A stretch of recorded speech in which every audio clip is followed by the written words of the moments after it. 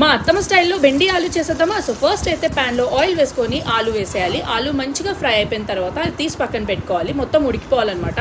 So ఇప్పుడు అదే ప్యాన్లో కొంచెం జీరా ఇంకా ఇంగువ వేసేసి ఇట్లా దొడ్డుగా కట్ చేసుకున్న ఆనియన్స్ వేసేయాలి. ఆనియన్స్ అస్సలు బ్రౌన్ అవ్వద్దు, ట్రాన్స్పరెంట్ అవ్వాలి అంతే. ఒక 2 నిమిషాలు కాగానే అందులో మళ్ళీ పైనుంచి బెండి వేసేయాలి.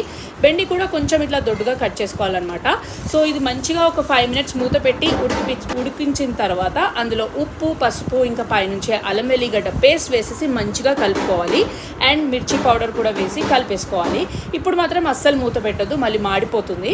ఇట్లా సిమ్లోనే పెట్టి ఉడికించుకోవాలన్నమాట. ఇట్లా మంచిగా ఉడికిపోయిన తర్వాత ఆలు కూడా వేసేయాలి. కలిపేసుకొని లాస్ట్కి మెయిన్ ఇంగ్రీడియంట్స్ వచ్చేసి ఆమ్చూర్ పౌడర్. ఇది మాత్రం చాలా కంపల్సరీగా వేయాలి ఈ రెసిపీలో, చాలా బాగుంటుంది. మీరు ట్రై చేయండి, రోటీకి కానీ రైస్కి కానీ చాలా బాగుంటుంది. మీరు కంపల్సరీగా ట్రై చేయండి. అండ్ ఒకవేళ వీడియో కనుక నచ్చితే లైక్ చేసేయండి, సబ్స్క్రైబ్ చేయలేదంటే చేసేయండి.